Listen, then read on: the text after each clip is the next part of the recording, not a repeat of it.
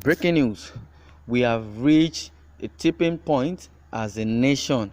Chief Olusegun Obasanjo has written an open letter about the current state of Nigeria to President Muhammadu Buhari, urging him to take decisive actions. Obasanjo, a former president of Nigeria, said he decided to make his peace to Buhari open so that other well-meaning countrymen could read and contribute, also prefer solutions. In the letter sent by the journal, the elder statesman hammered on fake news and the dangers it poses to Nigeria as a whole. The former president, who is very vocal and aids to man's word, said the Buhari government should come to terms with reality and face the truth, especially in the area of insecurity.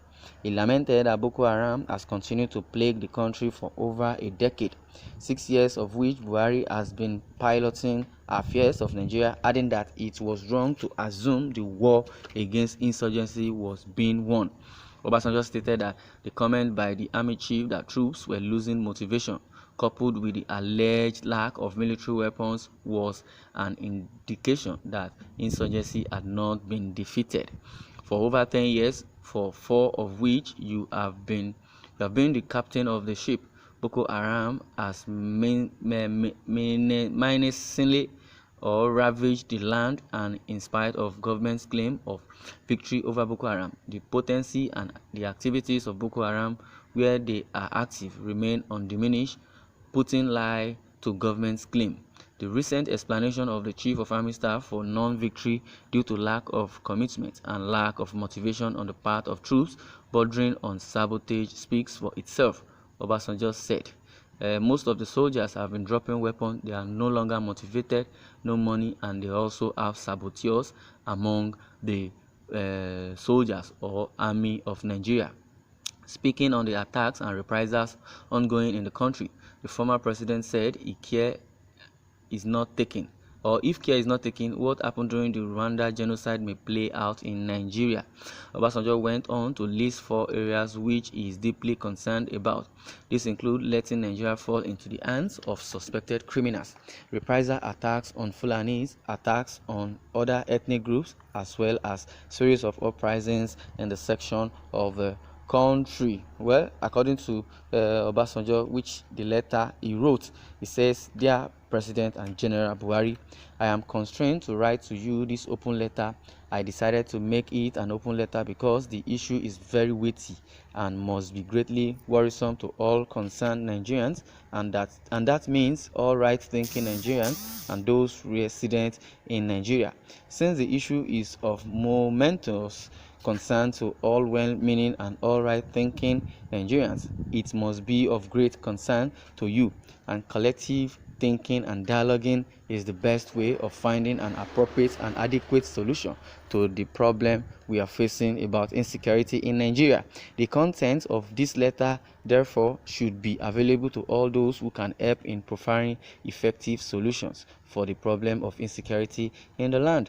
One of the spin-off of and accelerants is the misinformation and disinformation through the use of fake news. A number of articles in recent days have been attributed to me by some people who I believe may be seeking added credence and an alternative and attentive audience for their opinions and viewpoints. As you know very well, I will always boldly own that and what I say and disown what is put into my mouth. But the issue I am addressing here is very serious. It is the issue of life and death for all of us and for our dear country, Nigeria. This issue can no longer be ignored or treated with nonchalant attitude or swept under the carpet or treated with cuddling glove. The issue is eating at the foundation of our existence as Nigerians and fast eroding the root of our Nigerian community. I am very much worried and afraid that we are on the precipice and dangerously reaching a tipping point where it may no longer be possible to hold danger at bay without being immodest. As a Nigerian who still bears the scar of the Nigerian civil war on my body, and with a son who bears the scar of fighting Boko Haram on his body, you can understand, I hope, why I am so concerned.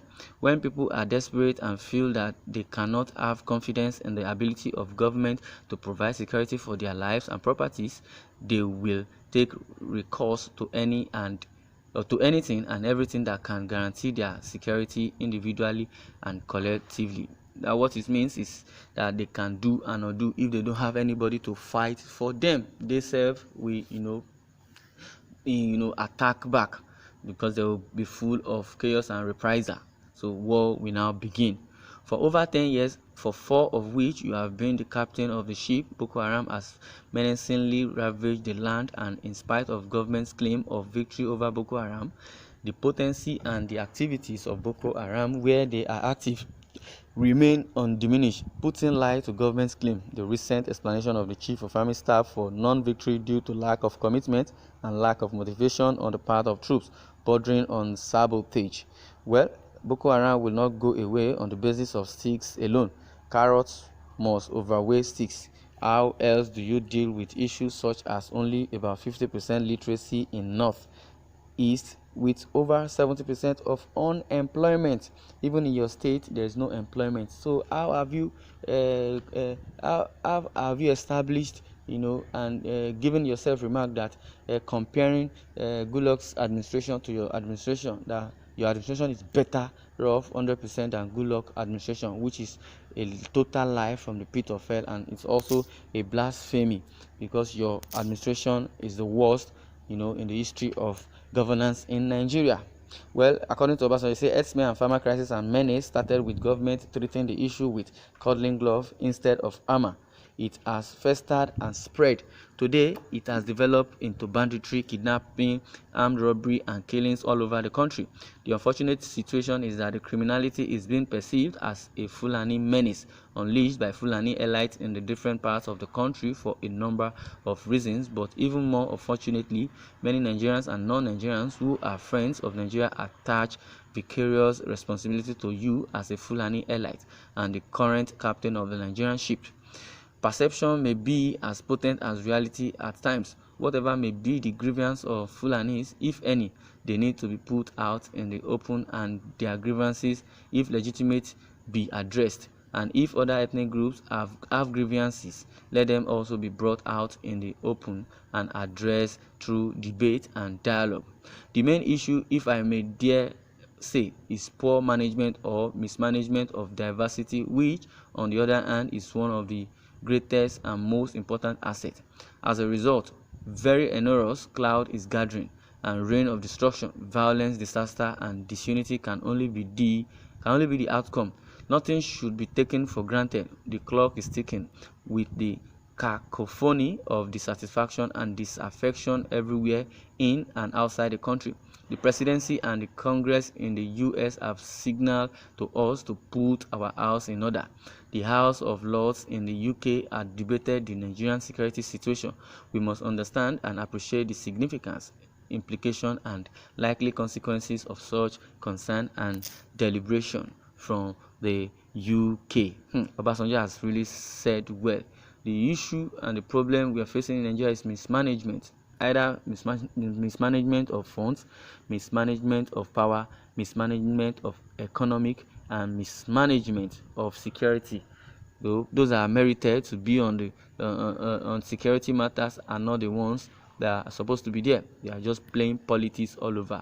Well, before it becomes too late, Obasanjo has already said that Buhari should sit on the round table with those that are involved and settle things amicably.